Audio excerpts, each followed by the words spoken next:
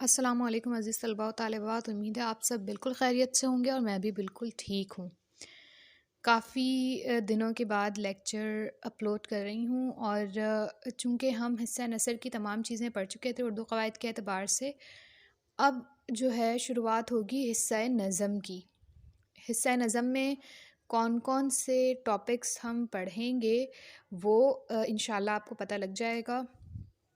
اور سب سے پہلے جو آج کا ہمارا ٹاپک ہوگا وہ ہوگا نظم کی تعریف، کیونکہ ہم حصہ نظم پڑھ رہے ہیں۔ تو حصہ نظم میں سب سے پہلے آپ کو یہ پتہ ہونا چاہیے کہ نظم کسے کہا جاتا ہے۔ ہو سکتا ہے بہت سے لوگ ایسے ہوں جن کو نظم کی تعریف پتہ ہو، اور بیشتر لوگ ایسے بھی ہو سکتے ہیں جن کو نظم کی تعریف نہیں پتہ، لیکن چونکہ ابھی میں اسٹوڈنٹ سے مخاطب ہوں تو جن کو پتہ ہے تو اچھی بات ہے، اور جن کو نہیں پتہ تو کوئی مسئلہ نہیں ہے۔ بہت آسان سی اس کی ڈیفینیشن ہے، بہت آسان سی اس کی تعریف ہے۔ دیکھ لیتے ہیں نظم کسے کہا جاتا ہے۔ نظم دراصل اشعار کے مجموعے کو کہتے ہیں۔ میں پہلے ایک بار ڈیفینیشن آپ کو بتا دوں، اس کے بعد پھر سمجھاؤں گی۔ اشعار کا ایسا مجموعہ جس میں کوئی مرکزی خیال ہو، جس میں موضوع کی کوئی قید نہ ہو، اور جس کی کوئی حیت مقرر نہیں ہے۔ سب سے پہلی چیز نظم کی ڈیفینیشن میں جو آپ کو یاد رکھنی ہے وہ کیا ہے؟ جو سب سے پہلا پوائنٹ ہے وہ آپ سے یہ کہہ رہی ہے کہ نظم اشعار سے مل کر بنتی ہے۔ ہم کوئی بھی کھانا بنائیں، کوئی بھی ڈش بنائیں تو وہ کوئی نہ کسی چیزوں سے مل کر بنتی ہے، ٹھیک ہے؟ بالکل اسی طرح نظم بھی یہ کہتی ہے کہ میں اشعار کا مجموعہ ہوں، یعنی مجھ میں شعر پائے جاتے ہیں۔ تو سب سے پہلی بات کیا ہو گئی؟ اشعار کے مجموعے کو نظم کہتے ہیں۔ دوسری بات کیا ہے کہ نظم میں مرکزی خیال ہوگا، یعنی جب ہم کسی بھی نظم کو پڑھیں گے تو اس نظم کو پڑھنے کے بعد ہمیں اس سے کچھ نہ کچھ سیکھنے کو ملے گا۔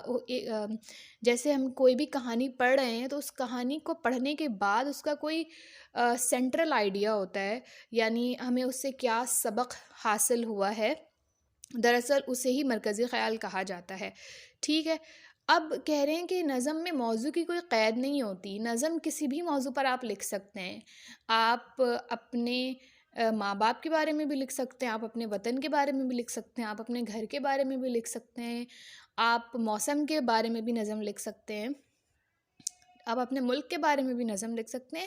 تو نظم کے لیے موضوع کی کوئی قید نہیں ہے، کسی بھی موضوع پر آپ نظم کو لکھ سکتے ہیں۔ آخری جو پوائنٹ ہے کہ نظم کی کوئی حیت مقرر نہیں ہے، یہاں پر جو لفظ حیت ہے دراصل اس کا مطلب ساخت یا شکل ہے۔ اب نظم کن کن شکلوں میں پائی جاتی ہے وہ بھی مقرر نہیں ہے۔ اب اس کا قطعاً یہ مقصد نہیں ہے کہ لکھنے کا کوئی طریقہ ہے، کوئی مطلب کوئی پیراگراف کی صورت میں نظم لکھی جاتی ہے، ایسی کوئی بات نہیں ہے۔